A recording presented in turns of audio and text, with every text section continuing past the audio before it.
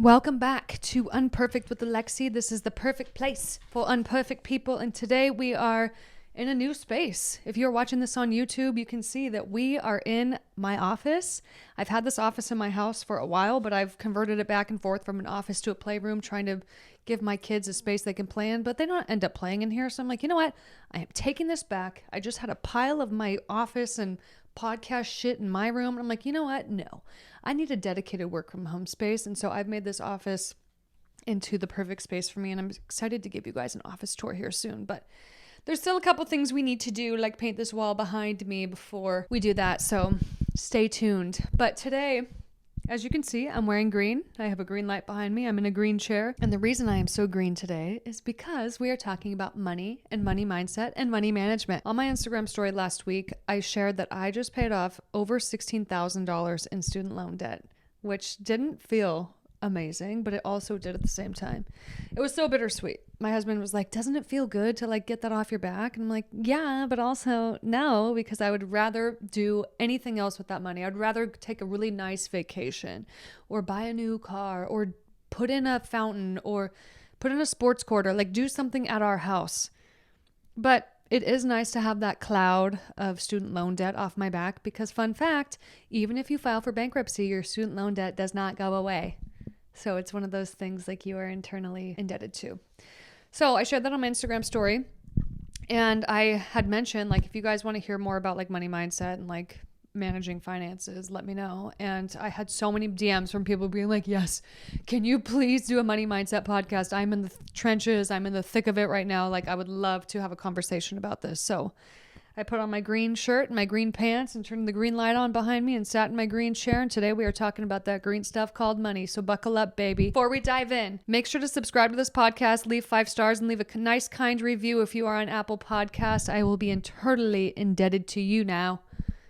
And I would appreciate you so much. Thank you. Let's dive into the mindset of money first and foremost. And I'm going to give a lot of examples here about my personal life because I don't want to sit here and be like, oh, I'm an expert on money, because I'm not. I'm not a financial analyst. I'm not a financial strategist. I'm not a financial expert by any means. I'm just sharing over the last year what I've learned about money, from having 2 dings on my credit from late payments to paying off over $25,000 in debt. Like, I've learned a few things, and if I can just plant a seed, you can decide if you water it. And if me throwing myself on Front Street and revealing all my secrets helps one person, then it's worth it to me. When it comes to money mindset, it's important to go back to what you were taught and what was modeled to you in childhood. I lived with a single mom, and my mom was a workhorse. She taught me how to work and how to put your head down and how to make money. Like, she really put work ethic into me, which I am so grateful for. But my mom, she never really taught me how to save or spend money in a productive way. My mom loves the free people. She loves the nice clothes, and that's her prerogative. But she did teach me how to tithe, which I will get into a little bit later. My dad, on the other hand, he worked too. Like, I remember him saying the figure of like he made $1,000 a week or something. And every time I saw him, he would slip me and my sister a 20 or a 50. He was really generous with his money, to the point where it almost felt like he was uncomfortable having money and like he had to get rid of it as quickly as possible. But one thing that he instilled in me is like, no debt. Like, don't be buying things that you can't afford, essentially, just to have them. Like, he was definitely a big advocate of do not go into debt over material belongings, which I do appreciate. Also, my grandparents, they were a big catalyst for me in my relationship with money, because I remember my dad always saying like, oh, your grandparents are well off, they do well, but you would never know it. They were so frugal. And I love that about them. Like, they would compost. They would have the same outfits for years. They would have a garden. They would shop at Value Village. Like, they truly lived below their means. But whenever I would need a loan or for them to help me out with something, I would go ask them, and they would have the money to help me, which I am so thankful for. Like, that, it truly just instilled in me that when I make money and do well for myself, like, I want to be able to do that for my kids, because that they help me out so much. And it's not like they just gave me money and were like, here. They were like, okay, here's a loan and you can pay me back. My timing belt had gone out in my car when I was 16 and I needed a couple grand to get it fixed. And I remember I didn't show up for like a month to pay her. And she was like, you need to pay me even like $5 just to show that you are still making payments on this, that you didn't forget. And that lesson taught me so much in life. But overall, I was never really taught how to invest. I was really never taught how to save. I was taught about debt and tithing and generosity and loan payment. But overall, I didn't have a really solid foundation to work from. Fast forward into when I first started making money. I remember my first ever job, I use that term very loosely, job that I had was when I was a tween or a teen, maybe 12, 13, or 14. And I was babysitting for a family friend. And I remember feeling like, yes, I have like $20. You know, as a kid, when you get $20 and you feel like the world is your oyster. I mean, now in 2024, $20 ain't get you shit really. But back then I was like, hell yeah, I'm rich. When I was 15 and I got my first part-time job, I think it was like nights and weekends, maybe 10 hours a week as a receptionist at a hair salon. I was really excited for that because I was in driver's ed and I knew that if I wanted to get a car by the time I was 16, I had to pay for it by myself. That was made very clear that if I wanted this to come true, I would have to work for it. So I got that job at the salon and I also picked up a side gig on weekends cleaning for my great aunt. And I would go to her house for a few hours and I think she'd pay me like $100 for the day. So I just kept saving and saving and saving and saving. And so by the time I turned 16, I was able to pay around $2,500, I think, all said and done, for this nice piece of shit car that got me from point A to point B. That was another thing my dad taught me. You just need something to get you from point A to point B. Like, you don't need the flashy. I remember my dad was so proud because he was like, good, you paid for it outright. You don't have a loan. You don't have any debt.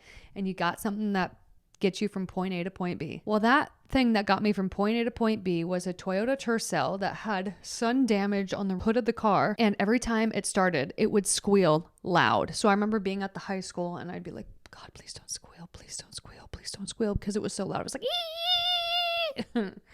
And just imagine being in high school and you're already like anxious about yourself and nervous and not so confident. And you turn on your car and it makes the loudest squeal and everybody turns and looks at you.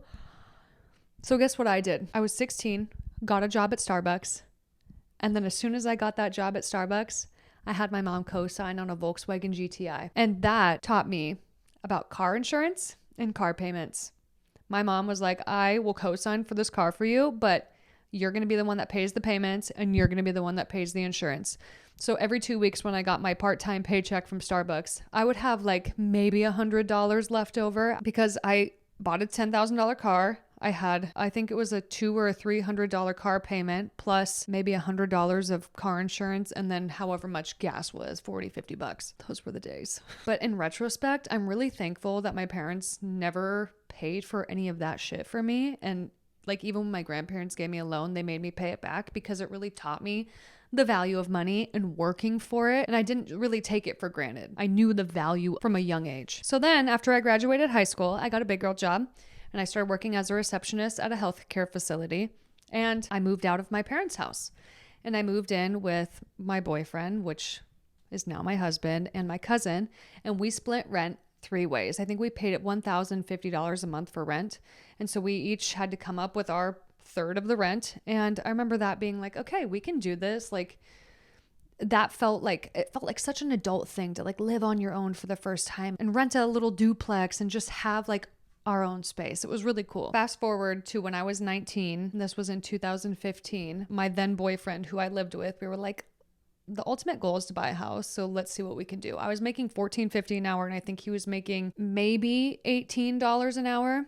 And we got pre-approved for a $250,000 loan. We found a house overlooking the lake under our budget for $242. And I think our payments every month were just shy of $1,600. And we got a roommate and it was amazing. Like, owning a house is the best investment that you can have. I highly, highly, highly recommend it. 2 years later, when I was 21, we sold the house. We made about $90,000 on it. And then we reinvested every single dime of that cash, bought a piece of property, and then put in to build it. So that's the house that we are in now. That, I think, was the smartest financial decision that I could ever make. We had 2 babies in it. I went full-time entrepreneur in it. So all this time we thought we were doing really good.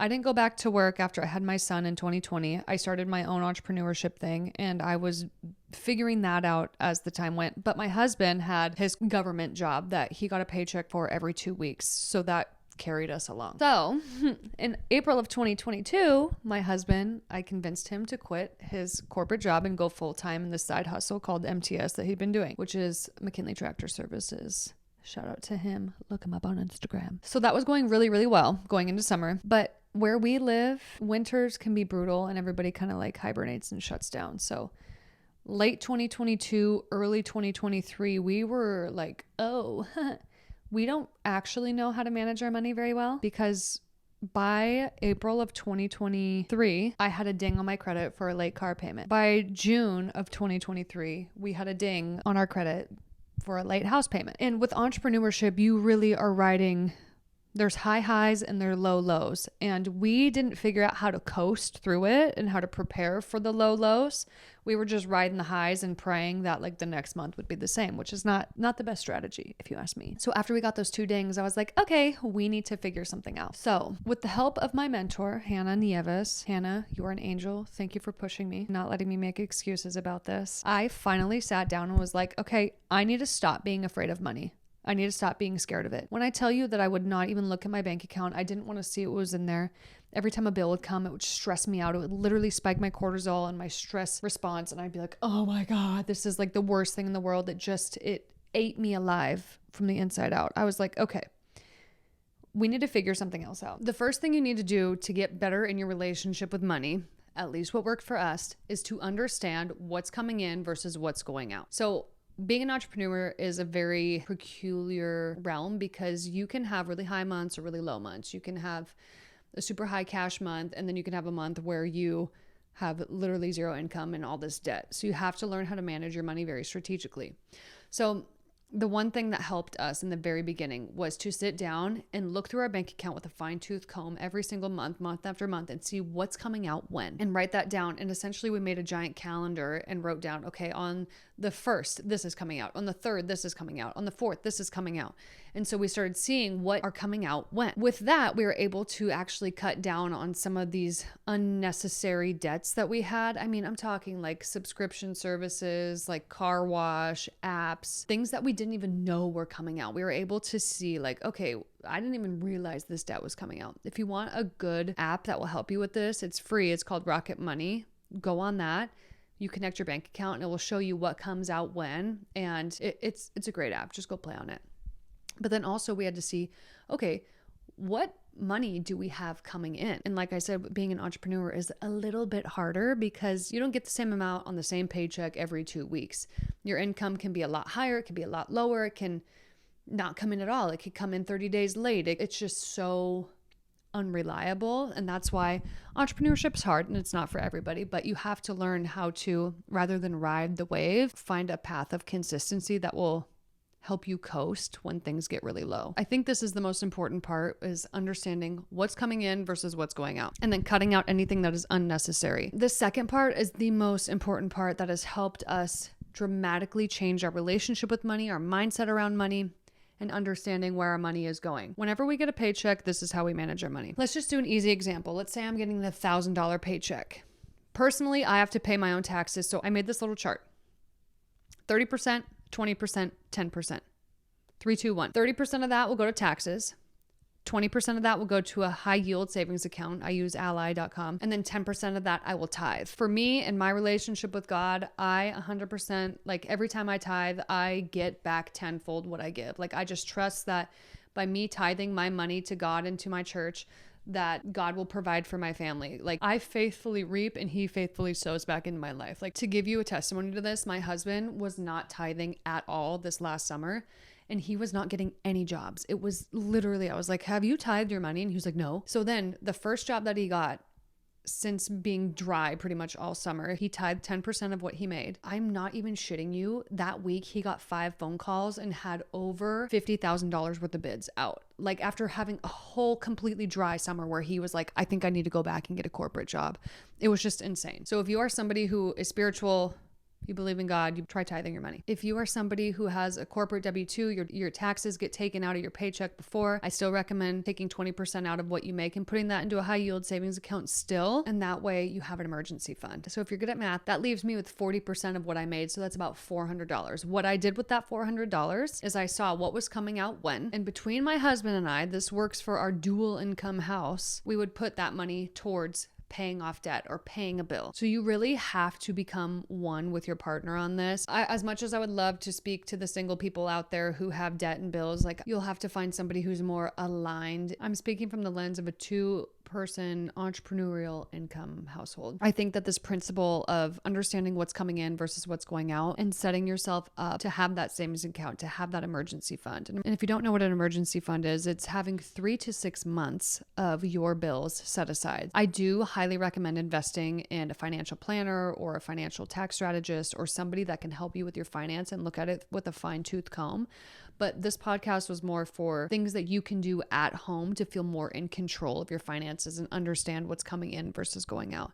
And I know it's scary. I know that especially if you didn't have a good model or representation of how to manage money and how to have a good relationship with money, it can be really hard to make these changes. But the number one thing that you need to do if you want to have a good relationship with money and have a good mindset around money is quit avoiding it. Just dive in head first, look at your finances, understand what's going in versus what's going out, save, and then pay off debt, and then giving yourself a little bit of spending money, a little bit of fun money, because life's not fun if you can't spend your money, right? My last piece of advice would be to budget. If you want to go on a vacation, like before you make a decision of like, yes, I'm going on this vacation, look into everything. Like make a list. Like how much is airfare going to cost? How much is the car going to cost? How much is the hotel? Like how much is all of these things going to cost before you just like buy the airline tickets?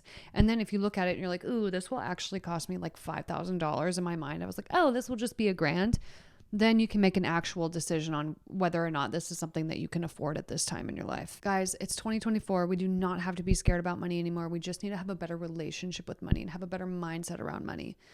And once you start taking care of your money that you have right now and knowing that it is going to a good place instead of avoiding it, your mindset around money and making money is going to be so much better. You're going to be able to manage it better when you do make more money. You're going to be able to understand where it's going and how it's helping you in your life and how it's serving you. So then that way, when you do make more money, you actually know how to manage it. I think the mindset around money and like being scared of it and not being able to manage it or know what to do with it, I think that's a huge proponent that keeps people stuck. And also, don't be afraid to pick up a side hustle. That's why last year in the middle of the year, I started door dashing because I was like, okay, I need to make a few extra bucks. I need to pay some bills. I need to pay some debt off. And I started door dashing. I did it for a couple months and I helped give myself a little bit of cushion and I didn't really have to talk to anybody and it was an easy gig, but it helped get me through that rough patch. Do not be afraid to pick up a side hustle like Rover, DoorDash, Uber Eats, Instacart, like something that you can just do on the side. Do not feel bad if you need to get a side hustle because you're tight on funds right now. Like this is all part of the human experience. Unfortunately, we do need money to live. We just need to take the shame and the stigma around making money and managing money away. To recap, the 3 things that have helped me manage my money. Number 1, knowing what's coming in and going out. Number 2, having a strategy and a plan for when I do get paid. What exactly am I doing with that money? Budgeting it down to 0. And 3, budgeting in general, like how much do I want to spend at the grocery store? Another tip that's really helpful is take out cash and make that be the only thing that you can spend if you're grocery shopping. So that way you're not as keen to overspend. Well, I hope these tips were helpful. If you have any questions, comments, concerns, feedback, please DM me on Instagram or drop it below if you're listening on Spotify or YouTube. And don't forget to leave some love in the reviews, hit that 5-star button and subscribe because I drop episodes every Tuesday. I love you guys so much. Thank you for being here. Thank you for even caring and listening to what I have to say. I'm excited for next week. You guys are going to be one of my closest friends, Bree. She is amazing. And she said something about alcoholism when I was talking to her on the phone. And I was like, wait, you cannot tell me we have to talk about this on the podcast because I want you guys to see my genuine reaction to what she has to say. So I'm very interested to hear it too. So love you guys and I will see you next Tuesday.